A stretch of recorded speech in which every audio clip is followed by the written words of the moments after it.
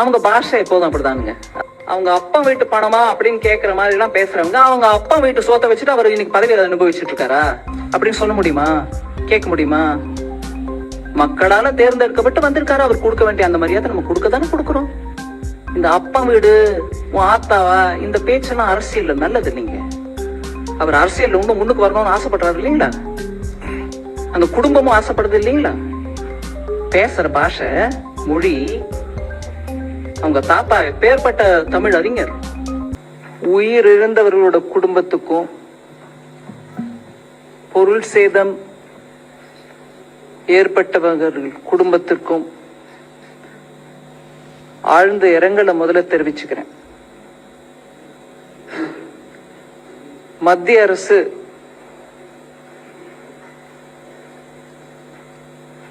இந்த செய்தி கிடைச்ச உடனேலிருந்து ரொம்பவே உடனடியா இதற்கு உதவி செய்ய வேண்டும் என்ற நோக்கத்துல பல முயற்சிகள் எடுத்திருக்கின்றன. அந்த முயற்சிகளை கொஞ்சம் எடுத்து சொல்லறதுக்கான வாய்ப்பு இந்த பிரஸ் கான்ஃபரன்ஸ் மூலமா நான் உபயோகிச்சுக்க விரும்புறேன். திருநெல்வேலி, தூத்துக்குடி, கன்னியாகுமரி, தென்காசி இந்த 4 மாவட்டத்திலையும் ஒரு வருஷத்துக்கு வர வேண்டிய மழை முழுவதும் ஒரே நாள்ல பெஞ்ச அளவுக்கு மழை பெஞ்சிருக்கு. நான் உஜ்ஜாயிப்பா அதாவது குத்து மதிப்பா சொல்றேன். ஒரு 50 சென்டிமீட்டர் மழை, 50 சென்டிமீட்டர் மழைங்கிறது தூத்துக்குடி போல ஏரியால தோராயமா ஒரு வருஷத்துக்கு வரக்கூடிய மழை. அந்த மழை ஒரே நாள்ல பெய்யவே அங்க தண்ணி தேங்கி போறதும், வீடு முழுகி போறதும், மக்கள் அதுல தவிச்சுக்கிட்டு இருக்கிறதும். இது 18ஆம் தேதியே செய்தி கிடைச்சு. 18ஆம் தேதி திங்கட்கிழமை காலையிலே எனக்கு செய்தி அங்கிருந்து சில பேர் போன் பண்ணி, இங்க கட்சிக்காரர்களும் போன் பண்ண பிறகு நான் உடனடியா அன்னைக்கு பார்லிமெண்ட் இருக்கு நடந்துட்டு இருக்கு. அன்னைக்கு மத்தியானமே உள்ளாட்சித்துறை அமைச்சர் அமித்ஷா அவர்களை போய் பார்த்து அவர்கிட்ட இந்த 4 மாவட்டங்களுக்கு உடனடியா எந்த விதமான உதவி பண்ண முடியுமோ அதை நம்ம பண்ணணும், நேஷனல் டிசாஸ்டர் ரிலீஃப் போர்ஸ் அனுப்பி வைங்க அப்படின்னு கேட்டதுக்கு அவரும் உடனடியா அந்த 4 மாவட்டத்துக்கும் தேவையானதை எவ்வளவு அனுப்பணுமோ அதோட இல்லாம அதிகமா இன்னும் கூடுதலா உதவி கூட பண்ண வேணும் அப்படின்னு சொல்லி அன்னைக்கே ஆர்டர் கொடுத்தத நான் அன்னைக்கு ராத்திரி பார்லிமெண்ட்ல என்னுடைய வேலையெல்லாம் முடிஞ்ச பிறகு என்னோட ட்விட்டர் அக்கவுண்ட்ல போட்டேன், பதிவு பண்ணினேன். என்னெல்லாம் விதமான உதவிகள் மத்திய அரசு உடனடியா கொடுத்திருக்குன்றத நான் அன்னைக்கும் அந்த பிரஸ்ல அந்த ட்விட்டர் மூலமாவும் போட்டதற்கு, ஹோம் மினிஸ்ட்ரி மூலமா அது பிரஸ் ரிலீஸாவும் வந்ததுனால அந்த விவரத்துல நான் இப்போ அதிகபட்சமா பேசல. 18ஆம் தேதியே ராத்திரிக்கு அந்த விவரம் வெளியில வந்துருச்சு. அதுக்கப்புறம் அங்க போட்ஸும் போயிட்டு இருக்கு, ஹெலிகாப்டர் மூலமாவும் பண்ணிட்டு இருக்காங்க. எவ்வளவு ஹெலிகாப்டர் எவ்வளவு போட் அப்படிங்கறத மாத்திரம் ஒரு 2-3 விவரம் கொடுக்கறேன். ஆனா மொத்தமா சேர்த்து 21ஆம் தேதி டிசம்பர் வரைக்கும் நம்ம கையில இருக்கக்கூடிய செய்தி 42,290 பேர் மீட்கப்பட்டு இருக்காங்க. மொத்தமா இதுல எல்லாரும் சேர்த்து மீட்கப்பட்டது. ஸ்டேட் போலீஸ், ஸ்டேட்ல ரிலீஃப் பண்றவங்க, ராணுவ படை மூலமா, கப்பல் படை மூலமா, கோஸ்ட் கார்டு மூலமா, இதெல்லாம் சேர்த்து போட்டு 42,290 பேர் மீட்கப்பட்டிருக்காங்க. ஆனா இப்ப வரைக்கும் நம்மளுக்கு அபிஷியலா தெரிஞ்ச ரெக்கார்ட் பிரகாரம் பாத்தீங்கன்னா 31 பேர் உயிரிழந்திருக்கிறாங்க. மிக வருத்தமான விஷயம். 31 பேர். இத்தனை மீட்பு பணிக்கு உடனடியா மத்திய அரசும் செயல்பட்டு போயிருந்தாலும் 31 பேர் எனக்கு லாஸ்டா கிடைச்ச விஷயம். அதுல நம்பர்ல ஏதாவது இன்னைக்குள்ள வேற விதமா நம்பர் மாறுனா எனக்கு இப்போதைக்கு செய்தி இல்லை. ஆனா டிசம்பர் 21ஆம் தேதி மாலை வரைக்கும் எங்களுக்கு கிடைச்ச விஷயம் என்னன்னா 31 பேர் உயிரிழந்திருக்காங்க. இதுல எல்லா டிபார்ட்மெண்ட்டும், மத்திய அரசை சேர்ந்த எல்லா டிபார்ட்மெண்ட்டும் ஒத்துழைச்சு உடனடியா எல்லாரும் சேர்ந்து அந்த களத்தில் இறங்கினார்கள். அந்த இறங்கினதுனால ஸ்ரீவைகுண்டம் ரயில் நிலையத்துல 800க்கும் மேற்பட்ட பயணிகள் அங்கேயே அம்பிட்டு தத்தளிச்சுக்கிட்டு இருக்காங்க. அவங்களால இப்போ முன்னும் போக முடியல, பின்னவும் போக முடியல அப்படிங்கிற அந்த நிலைமை இருந்த போது அந்த ரயில் நிலையத்திலேயே சிக்கி தவித்து கொண்டிருக்கிற அந்த பயணிகளை ரயில்வே சார்பில் சிறப்பு ரயிலும் போதுமான அளவு பேருந்து வசதியும் கொடுத்து அவங்க எல்லாரையும் கூட மீட்கப்பட்டார்கள். அதை தவிர 200 ரயில் சேவைகள் பாதிக்கப்பட்ட அந்த நிலையில கூட ரயில்வே மீதி எல்லா டிபார்ட்மெண்ட்ஸோட சேர்ந்து நல்ல விதமா அங்க சமயத்துல உதவி பண்ணிருக்கிறாங்க. உள்துறை அமைச்சகத்திலேயே இருக்கக்கூடிய கட்டுப்பாட்டு அறைகள் 2 இருக்கின்றன. அந்த 2ம் கூட நிலைமையை 24 மணி நேரமும் மானிட்டர் பண்ணிட்டு இருக்காங்க. தொடர்ந்து கண்காணிச்சுட்டு வர்றதுனால மேலும் மாவட்டத்துக்கு இந்த 4 மாவட்டத்துக்கும் போக வேண்டிய உதவிகளை தொடர்ந்து இன்னொரு முறை யாரும் கேட்க தேவையில்லாத அளவுக்கு உடனுக்குடனே அனுப்பிக்கிட்டு வந்துட்டு இருக்காங்க.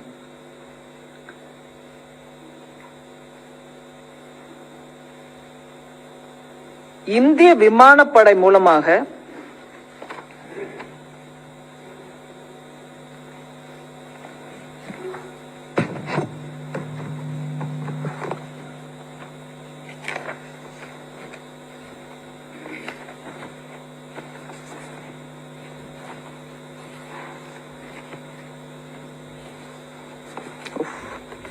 மன்னிச்சிருங்க ஒரு நிமிஷம்.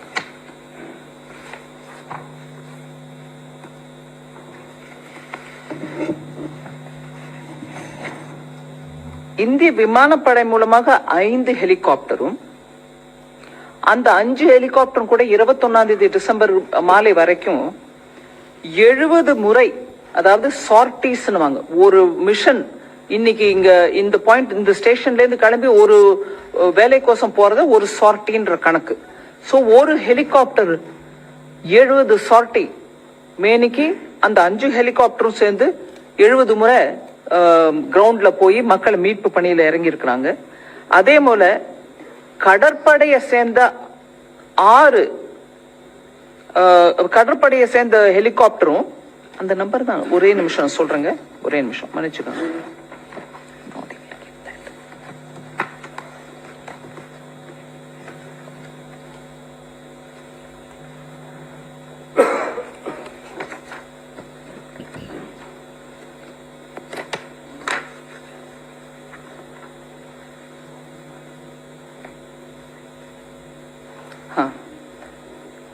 மொத்தம் 9 ஹெலிகாப்டர், 5 ஏர்போர்ஸ் மூலமாகவும் 1 நேவி மூலமாகவும் 3 கோஸ்ட் கார்டு மூலமாகவும் 70 சார்டிஸ் பண்ணிருக்கிற இந்த 5 + 1 + 3 9 ஹெலிகாப்டர் மூலமாக 70 சார்டிஸ் நடந்து அந்த 42,000 பேரை காப்பாத்திருக்காங்க. அதுல ஸ்டேட் கவர்மெண்ட் அபிஷியல்ஸ் அவங்க மூலமா ரெஸ்கியூ பண்ணவங்களும் இருக்காங்க. அந்த நம்பரும் அதுல இருக்கு. அதே மாதிரி that's right, I was looking for this. அதே மாதிரி கடற்படையும் அவங்க மூலமா சார்டிஸ் நடத்தி கடலோர பக்கத்துல இருக்கக்கூடிய மக்களை கூட காப்பாத்திருக்காங்க. கோஸ்ட் கார்டு மூலமாக 11 சார்டிகள் நடத்தப்பட்டது. சோ கடலோர காவல் படை ஹெலிகாப்டரும் இதுல உடனுக்குடனே ரெஸ்பாண்ட் பண்ணிருக்காங்க மக்களை மீட்கிறதுக்கு. அதை தவிர நார்மலா ஒரு வெள்ளமோ புயலோ வந்ததுன்னா அந்த சிச்சுவேஷன் கொஞ்சம் ஒரு நிலைக்கு வந்த பிறகு ஒரு அடக்கம் ஆயிடுச்சுங்கும் போதுதான் இந்த சென்ட்ரலி போகக்கூடிய சர்வே டீம்ஸ் எல்லாம் போகும். இந்த விஷயத்துல இந்த தென் மாவட்டங்கள்ல நடந்த தென் மாவட்டங்கள் 4 நடந்த வெள்ள சந்தர்ப்பத்துல inter ministerial central team IMCT இப்படின்னுவாங்க. Inter ministerial central team, central கவர்மெண்டோட டீம் அந்த 19ஆம் தேதி சாயங்காலத்துக்குள்ளவே அவங்களும் டிப்ளாய் ஆயிட்டாங்க. சோ அந்த வெள்ளம் அடங்கட்டும், வெள்ளம் நீர் வடியட்டும், அதுக்கப்புறம் அனுப்புறோம் அப்படிங்கறது கூட இல்லாம உடனுக்குடனே IMCTயும் அங்க போய் சேர்ந்துருச்சு. என்னோட ஹோம் மினிஸ்ட்ரியோட அதிகாரிகளும் இங்க உட்கார்ந்துருக்காங்க. இதுக்கு முன்னதாக டிசம்பர் 11 14 வரைக்கும் அந்த சென்னையில இருந்த மிக்ஜாம் புயலுக்கு அந்த ஐஎம்சிடி சென்ட்ரல் கவர்மெண்டோட inter ministerial central team Michaung புயலுக்கோசம் சென்னை சுற்றுப்புறத்தில் இருக்கக்கூடிய மாவட்டங்களுக்கு போக வேண்டிய டீம் டிசம்பர் 11 14 அது போயிடுச்சு. நான் அதை பத்தி பேசல. இப்போ இங்க 4 மாவட்டங்கள்ல நடக்கக்கூடிய தென் மாவட்டங்கள்ல நடக்கக்கூடிய அந்த வெள்ளம் அந்த புயல் அந்த விவகாரத்தை பாக்குறதுக்கு ஐஎம்சிடி இங்க இருந்து 20 கிளம்பிடுச்சு.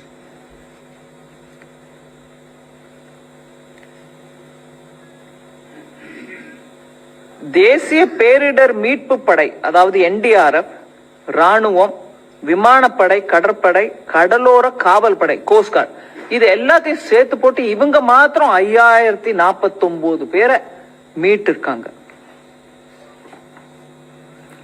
இதுல ராணுவம் சரி எங்க இருந்தோ ஏதோ எடுத்துட்டு வரணும் அதனால டைம் ஆகுதுன்றது இல்லாம பக்கத்துல இருக்கக்கூடிய திருவனந்தபுரத்துல இருந்தும் வெலிங்டன்ல இருந்தும் உடனுக்குடனே படைப்பிரிவுகளை அனுப்பி வச்சாங்க. அங்க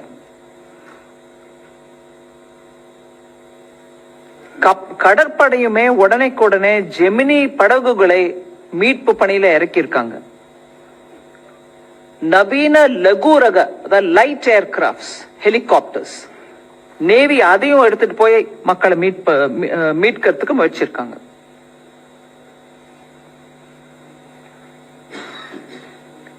இப்படியாக விமானப்படையும் மீட்பு பணியில ஈடுபட்டதுனால ஸ்ரீவைகுண்டம் எஸ்பிஎஸ் பள்ளியிலிருந்து நான் பர்டிகுலரா ஒரு இன்ஸ்டன்ஸ் உங்களுக்கு முன்னாடி வைக்கிறேன். ஸ்ரீவைகுண்டம் எஸ்பிஎஸ் பள்ளியிலிருந்து இதுவரை மீட்கப்பட்ட மக்களிடையே ஒரு கர்ப்பிணி பெண்ணும் அது குழந்தையும் கூட அவங்க உட்பட கர்ப்பிணி பெண் அவங்க குழந்தை உட்பட 4 பேரை அந்த ஸ்கூல்ல இருந்து மாத்திரம் ஹெலிகாப்டர்ல விமானப்படையோட ஹெலிகாப்டர்ல மீட்கப்பட்ட காட்சி நம்ம சோசியல் மீடியா மூலமா கூட பார்த்திருக்கோம். காவல்துறை கடலோர காவல் பகுதியும் படையும் கூட கோஸ்டல் ஏரியால டிசம்பர் 20 வரைக்கும் அவங்க கணக்கு 711 பேரை அவங்க மாத்திரமே கடலோர ஏரியால இருந்து மீட்டு இருக்காங்க. கோஸ்ட் கார்டு கடலோர காவல் படை அவங்க மாத்திரமே அந்த நம்பர் மீட்டிருக்காங்க. இப்படியாக உடனே போய் களத்துல இறங்கினதுனால நிறைய பேரை மீட்க முடிஞ்சிருக்கு. அங்க இருக்கக்கூடிய மக்களுக்கு எங்கெங்கெல்லாம் கட் ஆஃப் ஆயிருக்காங்களோ தொடர்பு இல்லாம விலகின மாதிரி இருக்கக்கூடிய அந்த இடத்தெல்லாம் கூட ஹெலிகாப்டர் மூலமா அவங்க வீட்டு மேல எல்லாம் போய் இறங்கி மக்களை மீட்கக்கூடிய நல்ல ஒரு முயற்சி நடந்திருக்கு. இதுல நான் நேற்றுக்கு ராஜ்யசபாலையும் அந்த பதில் சொல்லும் போது அந்த விஷயத்தை எடுத்து சொன்னேன். அதை ஒரு முறை உங்களுக்கு இப்பவும் நான் சொல்ல விரும்புறேன்.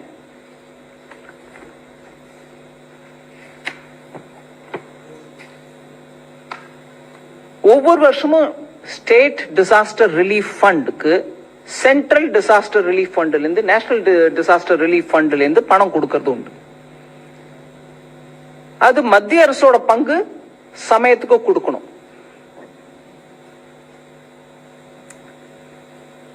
இந்த financial year 1 April 2023 opening balance Tamil Nadu 813 கோடி ரூபாய் 813.15 crore 813.15 கோடி ரூபாய் ஓபனிங் பேலன்ஸ் அவங்க கிட்ட இருந்திருக்கு. இந்த வருஷத்துக்கான 900 கோடி 900 crores மத்திய அரசு கொடுக்க வேண்டிய பணத்தை ஃபர்ஸ்ட் இன்ஸ்டால்மெண்டாக 450 கோடி முதல்லயே நாங்க ரிலீஸ் பண்ணிட்டோம். இந்த புயல் வரத்துக்கு முன்னாடி ரிலீஸ் பண்ணிட்டோம். அதை தவிர 2வது இன்ஸ்டால்மெண்டாக மீதி இருக்கக்கூடிய 450 கோடியையும் 12ஆம் தேதி டிசம்பர் இந்த 4 தென் மாவட்டங்களுக்கு மழை வரத்துக்கு முன்னாடியே 2வது இன்ஸ்டால்மெண்ட் 450 கோடி கொடுத்தாச்சு. அதாவது மொத்தமா 900 கோடி 900 crores இந்த வருஷம் கொடுக்க வேண்டியது ஆல்ரெடி ரிலீஸ் பண்ணிட்டோம். 2வது இன்ஸ்டால்மெண்ட் 12ஆம் தேதி டிசம்பருக்கு போயிடுச்சு. இதோட இல்லாம 2-3 விஷயம் நம்ம சொல்ல வேண்டியது ரொம்ப முக்கியம்.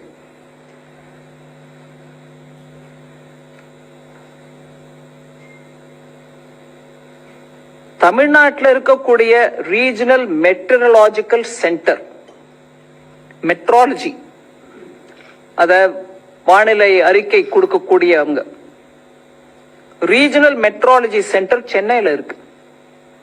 இந்த தென் மாநிலங்களுக்கு, மாவட்டங்களுக்கு, இந்த 4 தூத்துக்குடி, தென்காசி, திருநெல்வேலி, கன்னியாகுமரியில வந்திருக்கக்கூடிய மழை வெள்ளத்தை பத்தி மெட்ரலாஜிக்கல் சென்டர் 12ஆம் தேதி டிசம்பரே தகவல் கொடுத்திருக்காங்க. 16, 17ஆம் தேதி வாக்குல தீவிரமான மழை தென் மாவட்டங்கள்ல வருங்கிறத 12ஆம் தேதியே கொடுத்திருக்காங்க. இதுக்கு ஒண்ணுத்துக்கு மாத்திரம் தான் கொடுத்தாங்களா அப்படிங்கிற கேள்வி எழும்.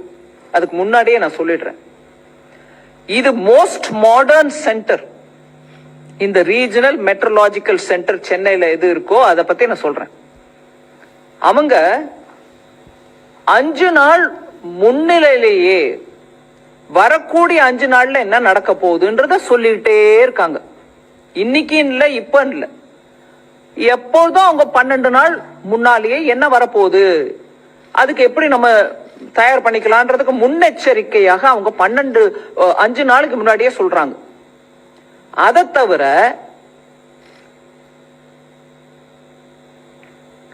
ஒவ்வொரு 3 மணி நேரமும் சொல்றாங்க அடுத்த 3 மணி நேரம் என்ன ஆக போகுதுன்னு. அடுத்த 3 மணி நேரத்துல எந்த இடத்துல எவ்வளவு கொட்ட போகுது மழைன்றதையும் அவங்க எடுத்து சொல்றாங்க. சோ 5 நாளைக்கு முன்னாடியே சொல்லிட்டோமேன்னு விட்டுறது இல்ல. 5 நாளைக்கு முன்னாடியும் சொல்றாங்க, ஒவ்வொரு 5 நாளைக்கு முன்னாடியும் சொல்லிட்டே போறாங்க. அதாவது ஒரு சைக்கிள் மாதிரி போயிட்டே இருக்கு.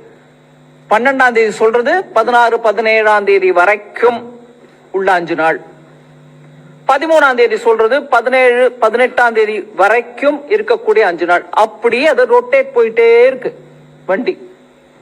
அதை தவிர ஒவ்வொரு 3 மணி நேரமும் அவங்க வார்னிங் கொடுக்கறாங்க, என்ன ஆக போகுது, எங்க மழை கொட்ட போகுது, எப்படி இருக்க போகுதுன்றது ஒரு சின்ன மெசேஜா அதையும் கொடுத்துட்டே போறாங்க. அதனால எங்களுக்கு முன்னெச்சரிக்கை கிடைக்கவில்லை அப்படின்னு சொல்றவங்க தயவு பண்ணி இந்த விஷயத்தை கொஞ்சம் காதார கேட்டுக்காங்க. இது ஒரு நவீனமான, அதிநவீனமான ரீஜனல் மெட்ரலாஜிக்கல் சென்டர். மெட்ராலஜியில் இருக்கக்கூடியவங்களுக்கும் புரியும். இன்னைக்கு தேதிக்கு நல்ல சீனியர் பத்திரிகையாளர்கள், செய்தி தொடர்பாளர்கள் நீங்க எல்லாம் இருக்கீங்க. 3 டாப்ளர் சென்டர், அது 3 டாப்ளர்ஸ் இருக்காங்க. டாப்ளர்ங்கிறது இன்னைக்கு அவ்வளவு சென்சிட்டிவ் ஒரு இன்ஸ்ட்ருமெண்ட். அந்த கருவியின் மூலமா உங்களுக்கு தெரியுது. 3 டாப்ளரோட இருக்கக்கூடிய அந்த சென்டர் மூலமாக 5 நாளைக்கு முன்னாடி அட்வான்ஸா ஒவ்வொரு 5 நாளைக்கும் அடுத்த நாள்னு சேர்த்துக்கிட்டே போகுது இன்ஃபர்மேஷன். அதனால இந்த தென் மாவட்டங்களுக்கு வரக்கூடிய இந்த பேரிடரை பத்தி 12ஆம் தேதி டிசம்பரே செய்தி வெளியிடப்பட்டிருக்கிறது. அதனால நான் பிரதமர் ஐயா மோடி அவர்களுக்கும்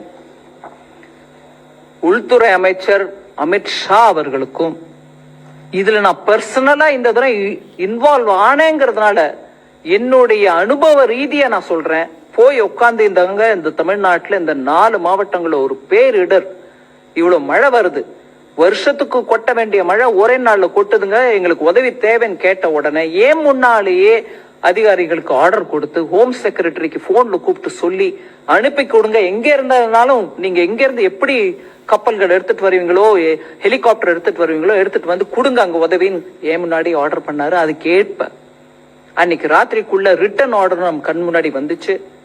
களத்துலயும் இறங்கினாங்க. நான் நிறைய பேரோட அதுக்கப்புறமும் பேசினாங்க. ஆமாங்க ஹெலிகாப்டர் வந்திருக்குங்க, இன்னும் நிறைய கொடுங்கன்னு கேட்டாங்க. அதே மாதிரி அடிஷனல் சர்வீஸும் நம்ம அடுத்த நாளைக்கு கொடுத்துருக்கோம். இந்த செய்தியை உங்களுக்கு நான் தெரிவிக்க விரும்புகிறேன். அதோட இல்லாம தமிழ்நாட்டில் எப்ப என்ன இடையூறு வந்தாலும் உடனே பிரதமரும் உள்ளாட்சி அமைச்சர், உள்துறை அமைச்சர் அமித்ஷா அவர்களும் உடனே ரெஸ்பாண்ட் பண்றதுக்கான இந்த உதாரணம் ஒண்ணு நம்மளுக்கு முன்னாடி இருக்குது. எப்பொழுதும் தமிழ்நாட்டின் நலம் கோரி அவங்க இரண்டு பேரும் தலைவர்கள் எங்களுக்கு ஒத்துழைப்பு கொடுத்திருக்காங்க. அதே மாதிரி புரிஞ்சுக்கிட்டு விவகாரம் பண்ணியிருக்கிறாங்க. அதை சொல்லதான் உங்களுக்கு இன்னைக்கு கொஞ்சம் வரவேற்றோம். ரொம்ப நன்றி நீங்க எல்லாரும் வந்ததுக்கு. ஏதாவது கேள்வி இருந்தா டெஃபினட்டா. Thank you. Any questions, please? I mean, if we can. Yeah, we'll just give a microphone to you. Speak in the microphone. Madam வணக்கம். ஹனிகுமார் ஃப்ரம் தந்தி டிவி. நீங்கள் சொன்னீங்க சென்னை வானிலை மையம் ரொம்ப அதிநவீனமானது, முன்கூட்டியே எச்சரிக்கை கொடுத்துருக்காங்கன்னு.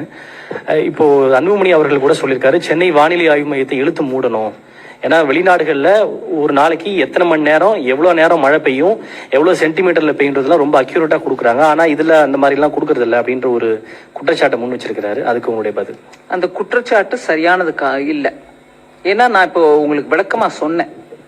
3 டாப்லர்ஸோட இந்த தென் மாவட்டங்கள்ல வரக்கூடிய இந்த மழையும் இது எக்ஸ்ட்ரீம் இவெண்ட்னுவாங்க, எக்ஸ்ட்ரீம் வெதர் இவெண்ட்னுவாங்க. இந்த மாதிரி ஒரு அதி விருஷ்டி அனாவிருஷ்டிங்கிற அந்த முறையில ஒரே ஏகமா மழை பெய்யுது. ஒரு வருஷத்துக்கு பெய்ய வேண்டிய மழை அன்னைக்கு பெய்யுது. இதை இவ்வளவு விவரமா எடுத்து 12ஆம் தேதி சொல்றாங்க. நானும் சொல்றேன் உங்களுக்கு. இல்ல அவர் எப்படி சொல்றாருன்னா இந்த மாதிரி அதிக கனமழை பெய்யும், மழை பெய்யும் அப்படின்னு தான் சொல்றாங்களே தவிர அக்யூரேட்டா எவ்வளவு நேரம் பெய்யும், எவ்வளவு சென்டிமீட்டர் பெய்யும்ன்ற விவரங்களை அவங்க சொல்றது இல்ல. அதனால முன்னெச்சரிக்கை நடவடிக்கைகளை எடுக்க முடியாது. அதனால வானிலை ஆய்வு மையத்தை இழுத்து மூடணும் அப்படின்ற மாதிரி சொல்றாங்க. அதுக்குதான் இப்போ இல்லங்க குற்றச்சாட்டு வைக்கலாம். அதுக்கு விவரமும் எடுத்து சொல்லணும். இப்ப சொன்ன கனமழைக்கு எடுத்த ஸ்டெப்ஸ் என்னங்க? நான் அதுக்கு பதிலா கேள்வி கேட்கிறேன். மழையை ஒரு நிமிஷம் நார்மலா பெய்கிற மழையோட இவ்வளவு அக்யூரேட்டா பெய்யும் அப்படி சொல்லியிருந்தா அதுக்கு ஏற்ற மாதிரி முன்னெச்சரிக்கை நாங்க நடவடிக்கை எடுத்துருப்போம்னு சொல்றாங்க. சரி, நார்மலா பெய்யறத விட ஜாஸ்தியா பெய்யும்ன்றதுக்கு எடுத்த ஏற்பாடு என்ன? அது கூட அங்க இல்லீங்களே. ஏங்க நான் நீங்க கேட்ட கேள்விக்கு பதிலும் சொல்றேன். அதே தவிர இன்னொன்னு சொல்றேன். நார்மலா மழை வந்து வெள்ளம் வரக்கூடிய நிலைமைன்னா கூட அந்த மாவட்டங்கள்ல பொறுப்புள்ள அமைச்சர்களும் பொறுப்புள்ள அதிகாரிகளும் இருந்து மக்களை மீட்டு இருக்கணுமா இல்லையா? எப்ப போனாங்க அங்க மந்திரிகள்? எப்ப போனாங்க? நான் இந்த ஒரு மத்திய அமைச்சரா இருந்துகிட்டு சில விஷயங்கள் நான் பேச விரும்பல, இருந்தாலும் நான் கேட்கிறேன். நேஷனல் டிசாஸ்டர் ரிலீஃப் டீம் போறதுக்கு முன்னாடி தமிழ்நாடு அரசுல இருந்து அங்க யாராவது இருந்தாங்களா? இல்லீங்களே. நார்மல் மழை மாதிரி வரும், சாதாரண வெள்ளம் தான் வரும் அப்படின்னா கூட அப்ப கூட நீங்க இருந்திருக்கலாமே. சோ குற்றம் சொல்றதுக்கு ரொம்ப சுலுவுங்க. ஆனா நான் சயின்டிபிக் விவரத்தோட கொடுக்கிறேன் உங்களுக்கு. இத்தனை பேசுறவங்க தயவு பண்ணி ஒரு அமைச்சர் சொன்னதை வச்சுட்டு நான் பதில் சொல்றேன். 4000 கோடி ரூபாய் செலவழிச்சு அதுல 92% மொத்தம் செலவழிச்சுட்டாங்க. என்ன மழை வந்தாலும் ஒன்னும் ஆகாதுன்னு சென்னையை பத்தி பேசினவரு வெள்ளம் வந்த பிறகு சென்னையில மிச்சாங் வந்த பிறகு என்ன சொல்றாரு? 42% தான் அதுல செலவழிச்சிருக்கோங்க, மீதி நாங்க செலவழிக்கலைங்கிறீங்களா? 4000 கோடி செலவு பண்ணுங்கன்னு கொடுத்திருக்கிற பணத்தை, நீங்களே செலவு பண்ணிருக்கோம்னு சொன்ன பணத்தை எங்க போட்டீங்க? அந்த நம்பர் ஏன் மாறுது? இங்க மெட்ரோலஜிக்கல் சரியா இல்ல, எங்களுக்கு இன்ச் பை இன்ச் கரெக்டா சொல்லியிருந்தா நாங்க எல்லாம் அப்படியே ஆணித்தரமா பண்ணிருப்போம் சொல்றவங்கள நான் கேட்கிறேன். 4000 கோடி நம்பரை நீ சரியா சொல்லையா? 92% சொன்ன ஆளு எப்படி நீங்க அதுக்கப்புறம் மாத்தினீங்க அந்த நம்பர் 42ன்னு? இன்ச்சு மழையை நாங்க சொல்லன்னா நீங்க 92 42க்கு உள்ள வித்தியாசத்தை புரிஞ்சுக்காத அமைச்சர் நீங்க எங்க கிட்ட பேசின என்னங்க பதில் சொல்ல முடியும்? ஒரே ஒரு நம்பர் 92%க்கும் 42%க்கும் வித்தியாசம் தெரியாம பேசக்கூடிய ஒரு அமைச்சர் இப்போ இன்னைக்கு அவங்க இன்னொரு அமைச்சர் மூலமா கேட்கிறாங்க, எங்க 0.2 சென்டிமீட்டர் இன்னும் ஜாஸ்தியா வரும்னு சொல்லி இருந்தா நாங்க ஏற்பாடு பண்றோம் பேசுறீங்களா? என்ன அநியாயம்!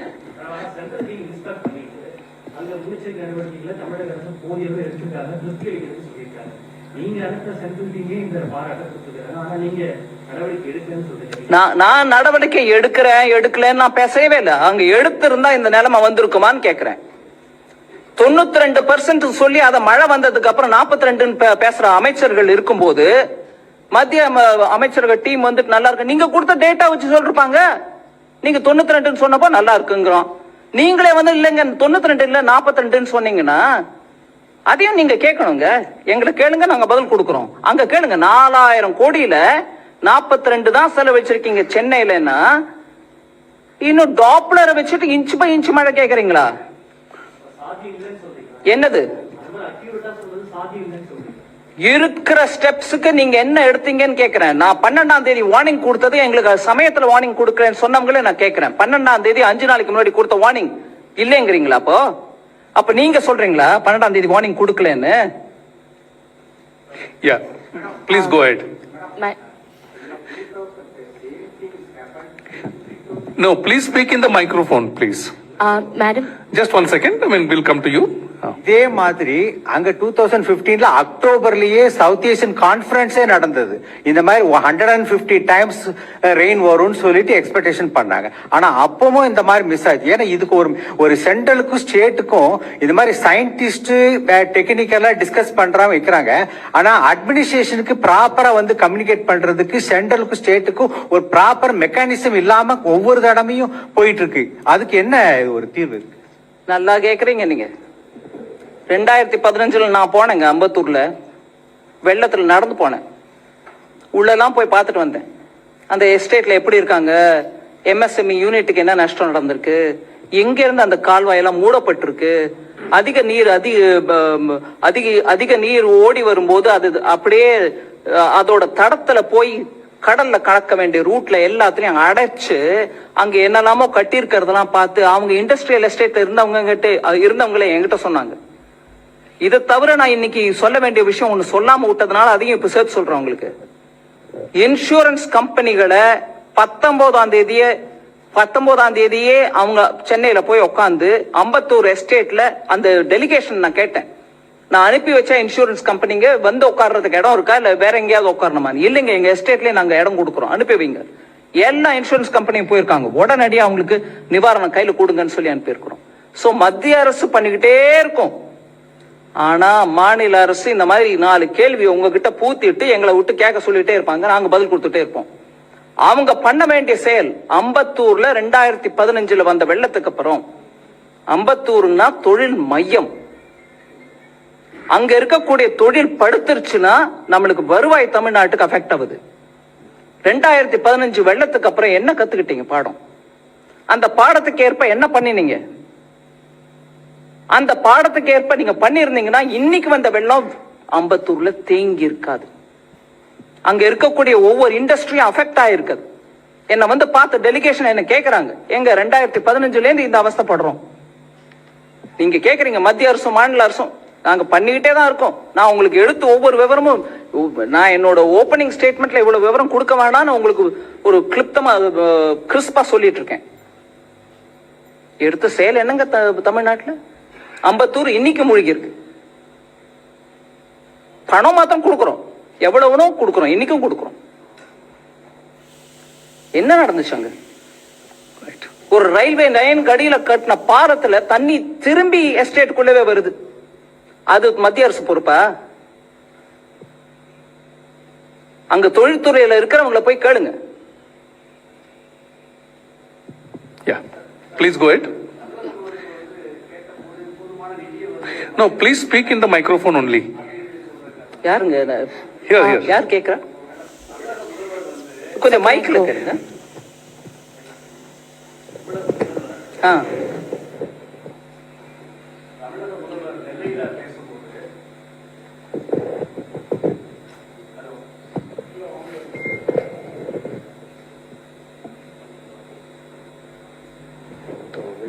ஹலோ, தமிழக முதல்வர் நெல்லையில் வெள்ள சேதங்களை பார்வையிட்ட பிறகு கூறுகையில், நாங்கள் 2000 கோடி நிதி கேட்டோம் உடனடியாக. ஆனால் எங்களுக்கு கேட்ட போதுமான நிதியை மத்திய அரசு வழங்கவில்லை அப்படின்னு சொல்லியிருக்காரு. இங்கே பிரதமரை பார்ப்பதற்கு முன்பு கூட 12000 கோடி நாங்கள் கேட்க உள்ளோம் அப்படின்னு சொல்லியிருக்காரு. அவர் பேசும்போது கூட என்ன சொன்னார்னா, இன்ஃபர்மேஷன் கொடுத்தாங்க எங்களுக்கு, ஆனால் அதிகமான மழை வரும் என்ற இன்ஃபர்மேஷன் கொடுக்கல. எங்களுடைய களப்பணியாளர்கள் முன்னாடி போய் அதிகாரிகள் 5 அமைச்சர்கள் உட்பட எல்லாருமே முன்கூட்டியே வேலை செய்தார்கள். இந்த முன்னெச்சரிக்கை நடவடிக்கையாக வேலை செஞ்சாங்க. அப்படி இருந்தும் ஒரு பெரிய சேதங்கள் வந்திருக்கு அப்படின்னு சொல்லியிருக்காரு. இதை நீங்க எப்படி மேடம்? தமிழக முதல்வர் திருநெல்வேலி போனாரு, அங்க இருந்து பேசினாருன்னு கேட்டது ரொம்ப உகந்த செயல். இவ்வளவு பெரிய பாதிப்பு அஃபெக்ட் ஆயிருக்கும் போது அங்க போறது கரெக்ட் தான். ஆனா 5 நாளைக்கு முன்னாடி 12ஆம் தேதி வார்னிங் கொடுத்தா கூட கொடுக்கல, சென்டிமீட்டர் அளவு எங்களுக்கு விவரம் கொடுத்துருக்கணும், கொடுத்திருந்தா நாங்க அபரிமிதமா பண்ணிருப்போம்னு சொல்றவங்க அதே முதலமைச்சர், மாண்புமிகு முதலமைச்சர்.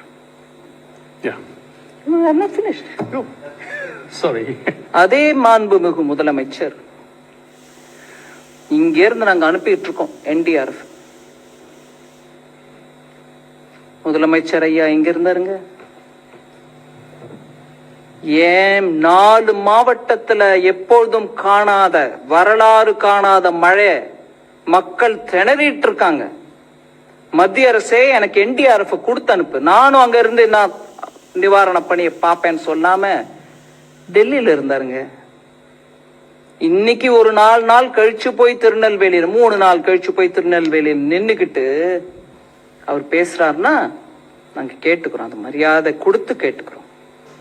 ஆனா இன்னைக்கு நாள் முழுக்க டெல்லியில இருந்துட்டு பிரதமர் ஐயாவை ஏன் மீட்டிங் எல்லாம் முடிஞ்ச பிறகு நான் வந்து உங்களை பாப்பேங்க, போற போக்குல பாத்துட்டு போவேங்கன்னு அந்த தோரணையில டைம் கேட்டு, அவரும் ஐயோ தமிழ்நாட்டில இருந்து முக்கிய முதலமைச்சர் வந்திருக்காருன்னு ராத்திரி ஆனாலும் பணம் டைம் கொடுத்து அப்பாயின்மெண்ட் கொடுத்து பார்த்து பேசியிருக்காங்க. இதுலேருந்து அவருடைய ப்ரையாரிட்டி என்னன்னு நான் புரிஞ்சுக்கணுமா இருக்கு. நாங்க பணம் கேட்டிருக்கோம், பெரிய அமௌண்ட் கேட்டிருக்கோம் அப்படின்னு சொல்றது ரொம்ப நல்லது. அதுக்கு வேணுங்கிற அளவு டீம்ஸ் போயிருக்காங்க, பாப்பாங்க, வந்து இங்க உள்ளாட்சித்துறை அமைச்சர், உள்துறை அமைச்சர்கிட்ட பேசுவாங்க, சொல்லுவாங்க, அதை டிட்டர்மைன் பண்ணுவாங்க. அதுக்கு ஒரு ப்ராசஸ் இருக்கு, இவங்க டீம்ஸ் பாத்துக்குவாங்க. ஆனா இந்த பேரிடர்வு நடக்கும் போது முதலமைச்சர் இந்திய அலையன்ஸோட உட்கார்ந்திருந்தார். அங்க போய் நான் என் மக்களோட இருக்கேன், அலையன்ஸே நீ இரு, அத நான் பார்த்துட்டு நான் வரேன், என் மக்கள் என் மண் அப்படின்னு சொல்லிட்டு அங்க இருக்கணுங்க.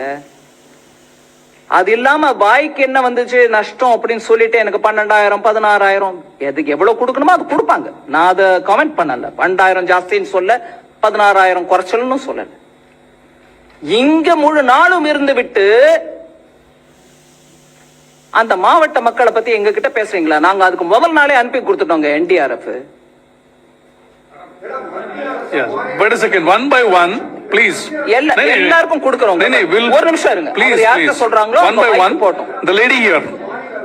Those who have got mic will speak. Please go ahead. Ma'am, Janani from NDTV Profit here. Ma'am, just 2 questions. You had alluded to the fact that the government had released ahead of time the 450 crore that was also released by December 12th. Has there been any additional? 900 crores. The second installment. Second was 450, first was 450. Right, ma'am. Has there been any additional request of funds? That's question number 1. Question number 2, ma'am, you had also alluded that insurance work, all these search and survey teams were on the ground and they've been dispatched, and 4 such companies were on ground. Can we get a little update on that if that's possible? No, search and survey teams were sent even earlier, meaning the moment I had the NDRF request put to the Home Minister, I ensured that the teams would also go there in time. Other than that, I had also asked for, that I've said now. Just to, because the information has come from the Home Ministry's official, I'm saying, on 18/12/2023, initially, 10 rescue teams of NDRF, 2 columns of Indian Army, 2 of IAF, which is what I've already told, 1 ship, 1 Navy helicopter, 6 disaster response teams, 2 helicopters of the Indian Coast Guard were mobilized and sent. Other than that, he is also talking about the same detail, 10 teams of NDRF. That's fine. But on the insurance, so on the day when I've spoken to the Home Minister, and that night the notification was put out through my handle also, other than the Home Ministry's own, I had instructed the insurance and the Department of Financial Service Secretary himself had taken it upon himself on my saying to send the insurance companies and their officers on the 20th or earlier to go sit there with their surveyors having done the field work people who want to come and give the claims can meet them in person and take it. That is for Ambattur. And the same thing was given as instruction for the 4 southern districts once the water receded. They can't go and say claim your insurance when the water is still there. So that's the picture there. Ma'am, an additional request for funds made any, ma'am? You're hearing it from all of them. The Home Yeah. Ministry will release it as to what claim has come, how much they are looking Yeah. at it. That's not mine. Please go ahead. The third last row. இந்த வெள்ளத்தப்போ தமிழக மக்கள் ஆளுங்கட்சி தமிழக அரசு மீது மிகுந்த கோபத்தில் இருந்ததை பார்க்க முடிஞ்சது. இது வந்து நாலாவட்டத்திலேயே அந்த மழைநீர் வடிகால் பணிகளை வந்து மேற்கொள்ளாதான் காரணம் சொல்லிட்டு அவங்க மக்கள் வந்து குற்றம் சாட்டியிருந்தாங்க. உங்களுக்கு கிடைத்த தகவல் அது மட்டும் இல்லாம இந்த இதுக்கு முக்கியமா பொறுப்பேற்று தமிழக முதலமைச்சர் பதவி விலக வேண்டும் என்று நீங்கள் வலியுறுத்திருக்கீங்களா? ரெண்டாவது கொஸ்டின் வந்து மேற்கொண்டு அடுத்த கட்டமாக அடுத்த வருடமும் இது போன்ற பிரச்சனை ஏற்படாமல் மக்களை காப்பதற்கு தமிழக அரசு என்ன நடவடிக்கை எடுக்க வேண்டும் என்று மத்திய அரசாக நீங்க வலியுறுத்துறீங்கன்னு சொல்லுங்க. நான் ரெண்டாவது கேள்விக்கு முதல் பதில் கொடுக்குறாங்க. தமிழக அரசு இந்த எக்ஸ்ட்ரீம் ஈவென்ட்ஸ், வெதர் ஈவென்ட்ஸ், மழை 2015 பார்த்தோம், இப்ப திருப்பி பாக்குறோம். அது சென்னை மாத்தும் தானா இல்ல தென் மாவட்டங்களும் தானா, இதெல்லாம் கூட எல்லா சயின்டிபிக் டேட்டாவும் அவைலபிளா இருக்கு. அதுக்கேற்ப அந்த பேசின், சென்னை பேசின் கோசம் நம்ம கொடுத்த பணமும் இருக்கு அவங்க கிட்ட. அதான இந்த 4000 கோடி. இதெல்லாம் சரியான விதத்துல சரியான சமயத்துக்குள்ள உபயோகப்படுத்தி இருந்தா இந்த நிலைமை வராது. அத பத்தி சரியான விவரம் கூட கொடுக்கறது இல்லைங்கிறது என்னுடைய குற்றச்சாட்டு. 4000 கோடி, அது நான் இப்பவே உங்களை கேட்கிறேன், 92% செலவாயிடுச்சுன்னு சொன்ன அமைச்சரே, மழை வந்த பிறகு 42% தான் செலவாயிருக்குன்னு சொன்னா எதை நம்புறது மக்கள்? நீங்க 92% செலவழிச்ச பிறகு கூட இப்படி ஆயிருந்தா சொல்லிருக்கலாம். இல்லைங்க, எங்களால கூட எதிர்பார்க்க முடியல, 4000 கோடி செலவு பண்ண பிறகு சென்னை மூழ்கிடுச்சுங்கன்னு சொன்னீங்கன்னா நான் ஒத்துக்கிறேன். நீங்க செலவே பண்ணல, 42 இப்ப நீங்க கரெக்ட் பண்றீங்க. அது அந்த 42 நிஜம்தானா? கேள்வி கேட்கணுமா இருக்கு. அதனால பேசின், சென்னை பேசின் டெவலப்மெண்ட்க்கு கொடுத்த பணம் கூட சரியாக உபயோகப்படவில்லையோ அப்படின்னு நான் கேள்வி கேட்கிறேன். உங்க கேள்வி, முதல் கேள்விக்கு நான் பதில் கொடுக்க விரும்பல. மேடம், மத்திய அரசும் மாநில அரசும் 2 பேரும் மாற்றி மாற்றி குறை கூறிக்கிட்டே இருக்காங்க. இதுல வந்து இடையில பாதிக்கப்படுறது மக்கள் தான். இதை பற்றி நீங்க என்ன நினைக்கிறீங்க? 2 பேரும் குறை சொல்லலைங்க, நாங்க குறையே சொல்லல. நாங்க பண்ற வேலையை பண்ணிக்கிட்டே தான் இருக்கோம். நாங்க குறையே சொல்லல, நாங்க பண்றத பண்ணிக்கிட்டு இருக்கோம். அதுவும் சமயத்துல பண்றத பண்ணிக்கிட்டு தான் இருக்கோம். மக்களுக்கு இடர் வரக்கூடாதுன்னு பண்ணிட்டு இருக்கோம்.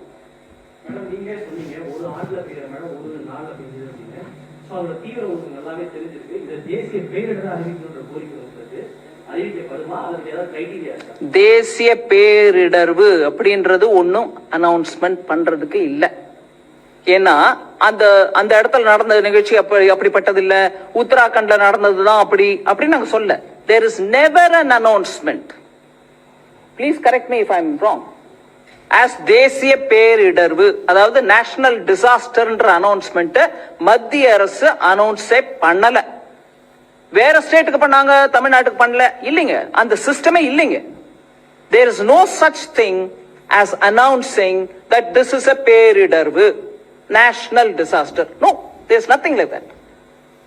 உத்தராகண்டுக்கும் பண்ணல, வேற எந்த ஸ்டேட்டுக்கும் பண்ணல. There is no thing as announcing a state as a national disaster. இல்ல. Have you ever announced anything as national disaster till now? Will you want to answer him? Never. அதனால ஆனா ஸ்டேட் லெவல்ல ஒருவேளை ஸ்டேட் ஒரு டிசாஸ்டர்னு declare பண்ணோன்னு விரும்பினாங்கன்னா அதுக்கு வேணுங்கிற guidelines இவங்க கொடுத்திருக்காங்க. எதெல்லாம் அனௌன்ஸ் பண்ண முடியும்? பெஸ்ட், ஒரேடியா என்னெல்லாமோ ஒரு விதமான பூச்சிகள் வந்து பயிரை நஷ்டப்படுத்திருச்சு பெரிய அளவுல அப்படின்னா அதையும் அனௌன்ஸ் பண்ணுங்க. வெள்ளமா அனௌன்ஸ் பண்ணிக்காங்க. அவங்க would you want to explain that you've given guidelines for the states to announce any disaster that they think they want to announce? Do you want to explain that? Yeah. Jindalji. Yeah, hello. So we have issued guidelines which governs the state disaster response fund, national disaster response fund, right? So these are based on the recommendation of the successive finance commissions. So after the 50th finance commission, we have revised the guideline and issued in the year 2022 itself. So under the guidelines, there are 12 notified disasters which are eligible for relief assistance under the SDRF as well as the additional assistance from NDRF. These are cyclone, drought, earthquake, fire, flood, tsunami, hailstorm, landslide, avalanche, cloudburst, pest attack, frost and cold wave. In addition to that, state government have the flexibility of using 10% of their annual allocation for declaring any state local level disaster. So this flexibility with the state government. விளக்கமா இருக்குங்களா? டிசாஸ்டர்னு ஸ்டேட்ல announce பண்ணோம்னா அவங்க announce பண்ணலாம். அது finance commission மூலமா வரக்கூடிய recommendations வச்சுக்கிட்டு இவங்களும் அதுக்கு ஏத்த மாதிரி கைட்லைன்ஸும் கொடுக்கறாங்க. நீங்க எதெல்லாம் டிசாஸ்டர் அப்படின்னு ஸ்டேட் லெவல்ல சொல்ல முடியும்? அவர் லிஸ்ட் படிச்சார் உங்களுக்கு. அந்த எர்த்குவேக்கோ இல்ல வெள்ளமோ அதிகமா மழையோ இல்ல பயிர் நாசனமோ அப்படின்னு வரிசையா 12 ஐட்டம் அவர் படிச்சுட்டார். அத நீங்க உங்க ஸ்டேட்ல வேணா பினான்ஸ் கமிஷனும் அதுக்கு ரெக்கமெண்டேஷன் கொடுத்திருக்குன்றதுனால அனௌன்ஸ் பண்ணிக்கிட்டு உங்ககிட்ட இருக்கிற அந்த ஃபண்ட் இருக்கு பாருங்க, ஸ்டேட் டிசாஸ்டர் ரிலீஃப் ஃபண்ட், அதுல இருந்து 10% வரைக்கும் எடுத்து இதுக்கோசம் உபயோகிக்கலாம் அப்படிங்கிற கைட்லைன்ஸும் கொடுத்திருக்காங்க. அதை தவிர மத்திய அரசு நேஷனல் டிசாஸ்டர் ஏன் அனௌன்ஸ் பண்ணல? இல்லைங்க, அந்த சிஸ்டமே இல்ல. இப்ப வரைக்கும் யாருக்கும் அனௌன்ஸ் பண்ணல.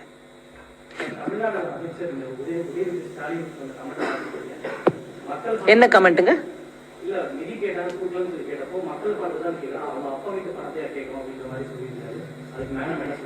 அவங்க பாஷை எப்போதும் அப்படிதானுங்க.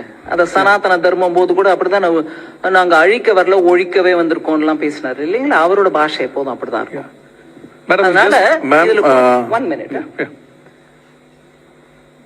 அவங்க அப்பா வீட்டு பணமா அப்படின்னு கேக்குற மாதிரி எல்லாம் பேசுறவங்க அவங்க அப்பா வீட்டு சோத்தை வச்சுட்டு அவர் இன்னைக்கு பதவியை அனுபவிச்சுட்டு இருக்காரா அப்படின்னு சொல்ல முடியுமா? கேட்க முடியுமா? மக்களால தேர்ந்தெடுக்கப்பட்டு வந்திருக்காரு. அவர் கொடுக்க வேண்டிய அந்த மரியாதை நம்ம கொடுக்க தானே கொடுக்கிறோம். இந்த அப்பா வீடு உன் ஆத்தாவா இந்த பேச்செல்லாம் அரசியல் நல்லது இல்லைங்க. அவர் அரசியல் இன்னும் முன்னுக்கு வரணும்னு ஆசைப்படுறாரு இல்லைங்களா? அந்த குடும்பமும் ஆசைப்படுது இல்லைங்களா? பேசுற பாஷை மொழி, அவங்க தாத்தா எப்பேற்பட்ட தமிழ் அறிஞர், எப்பேற்பட்ட Tamil. Excuse me, who's in a hurry, yaar? Please, just hold let on. me finish. He is also your colleague. I'm answering him. அதனால நம்ம நாக்குல கொஞ்சம் அந்த பதவிக்கு ஏத்த அளவுக்கு வார்த்தைகள் அளந்து வரணும். இது நான் பொதுப்படையா சொல்றேன். அவர் மேல காழ்ப்பு உணர்வோ ஏதோ வச்சுக்கிட்டு சொல்லல. இதுக்கு முன்னாடி ஒரு உதாரணம் பார்த்தோம், இப்போ இன்னொரு உதாரணம் பார்க்கிறோம்.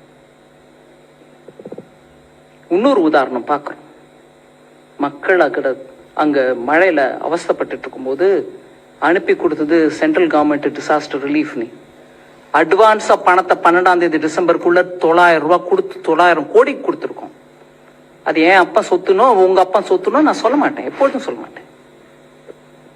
நம்ம பொறுப்புள்ள பதவியில் இருக்கிறவங்க அந்த பொறுப்பை உணர்ந்து பேசணும். தயவு பண்ணி நீங்க அடுத்த தடவை நீங்க அவருக்கு முன்னாடி இருந்து கேள்வி கேட்கும் போது கூட சொல்லுங்க, அந்த அம்மா இப்படி பேசினாங்க, நம்ம எல்லாரும் கூட யோசிச்சு பேசணுங்க. கொடுத்துட்டாங்க, அவங்க கொடுக்க வேண்டிய பணத்தை முதல்ல கொடுத்துட்டாங்க. இந்த டீம் வந்து பார்த்துட்டு போன பிறகு நீங்களும் அதுக்கு கலந்து ஆலோசனை பண்ணி உங்களுக்கு சொல்ல வேண்டியதெல்லாம் சொன்ன பிறகு அவங்க போய் ப்ரொசீஜரலி என்ன பண்ணுவாங்க. உங்க அப்பாவும் போய் பிரதமரை பார்த்துட்டு வந்திருக்காங்க, அதனால பண்ணுவாங்க. அதனால கொஞ்சம் பொறுமையா, வார்த்தையும் பொறுமையும் நல்ல குணங்கள். Ma'am, Harish Nair from Times Now. Chief Minister M.K. Stalin had blamed the IMD. He had said that IMD warning was a bit late, rainfall was higher than forecast. So, your reaction? No, I've reacted to that. I will repeat it for you because I said that in Tamil. Now I'll say it in English. Even on the 12th, first of all, about that center. It's a state-of-the-art meteorological center located in Chennai. It has 3 Dopplers with which they detect weather forecasts they do are based on that. And the forecasts are normally done on a dynamic way every 5 days in advance. Meaning, every day there's some forecast. But it warns you for something which will happen 5 days in advance. So for this event of the 4 districts in South, the alert was given even on the 12th. So, Either the officials have not briefed the Honorable Chief Minister properly, saying we did receive it on the 12th, but we didn't act on it, or they probably are saying differently, I don't know. But there is data recorded that information was given even on the 12th. Yeah, the last question. Please go ahead. 11. Oh, just one more minute, if that will help you. Yes. இது உங்களுக்கும் உதவுங்க. 12th December, IMD issued heavy to very heavy rain, 64 mm and greater than 124 mm in 24 hours for 16th to 16th December. On the 12th, they tell you heavy to very heavy, about 16th December, all over South Tamil Nadu. And a daily press bulletin was also shared with all the stakeholders. That's one thing. Second, then it was continued on a 5 days warning, and that was issued on 13th and 14th also of December 2023. It was further upgraded on 15th December to orange color warning with heavy rainfall forecast in the bulletin which was issued for the period 16 to 18. So you had it on the 12th, you had it on the 13th, you had it again on the 15th, you had it again on the 16th. Repeated warning. Okay, the same forecast continued in the bulletin which was issued on the 16th December as well, about orange color warning. Yeah, please go ahead. Hi ma'am, Kriti from Informist Media. So you mentioned that additional fund requests have come and MHA might release that. So since SDRF funds have been released, 900 crore, would that be under NDRF? And also what kind of quantum may be released by MHA? You may want to answer that. Actually, in Ministry of Home Affairs has a very systematic procedure laid out, and as soon as we get information about any such event, an inter-ministerial central team, as mentioned by Honorable Finance Minister, is immediately dispatched to the state concerned in the sites, and it is headed by a joint secretary from the Ministry of Home Affairs, and it has members from various ministries which are involved in relief and rehabilitation like agriculture, etc. So the team visits the places, interacts extensively with the state government officials. The state government officials are supposed to present details of the damage assessment, and once they do that, immediately the team submits its recommendations to the high-level committee, which is headed by executive committee, which is headed by Union Home Secretary, and then that committee goes through it, and further finally the committee, which is headed by the top apex committee, which is headed by Honorable Home Minister, that approves it. So there's a very systematic procedure, but of course the IMCT, as Honorable Finance Minister has mentioned, it had gone with respect to the cyclone which happened earlier this month on from 11 to 14 December. And for this current flooding situation, the team is currently there in Tamil Nadu since December 19.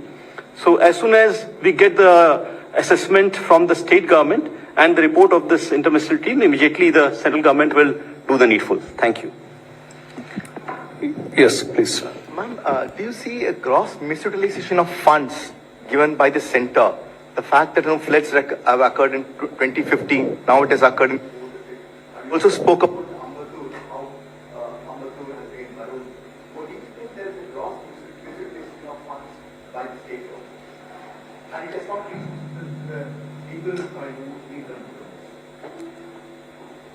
I don't know whether there's a misuse. I can't comment without data in my hand. But clearly, lessons of 2015 have not been learnt.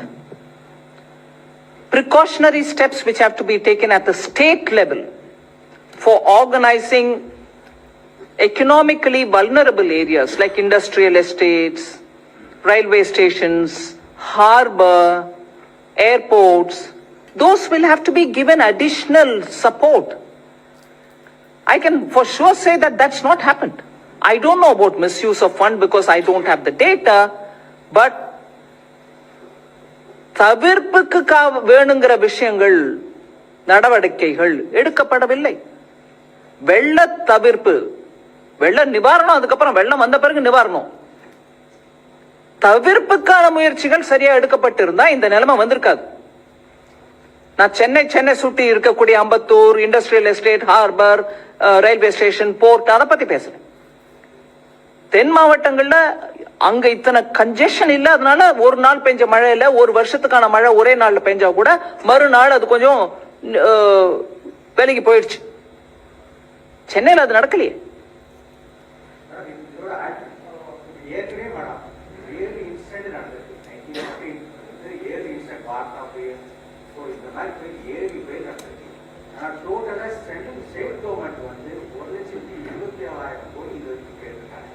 Central government வந்து 5,800 course கொடுத்துருக்கு. இது என்ன state government excess ஆக கேட்கறாங்க, இது சரியா அவங்க கேட்குது.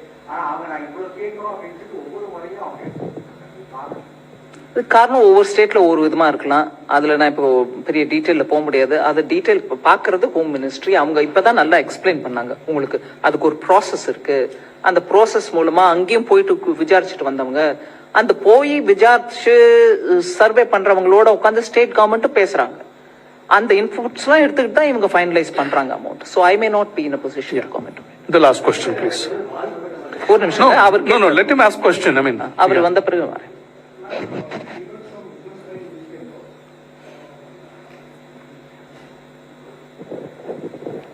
Business Line newspaper. This is Srivat's ma'am. Question is on the supplementary to what he asked. Is there a concept of end utilization audit? Because invariably there is a discrepancy between what the center claims and what the states claim and what the center allocates as part of NDRF proceeds. So is there a concept of CAG audit on how the relief assistance has been utilized? Yes, it will come a bit later with a time lag. So it won't be immediate. So has there been... 1 minute. Sorry. Yeah. Okay. Has there been such exercises done on the assistance given from 2015 by the center? I may not be able to answer for the Home Ministry on that, but I will tell you one thing. The CAG audits come with a time lag, so we get to know about it a bit later.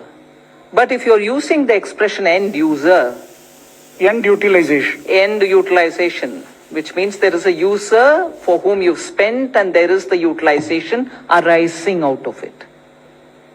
Chennai, the citizens are the end users.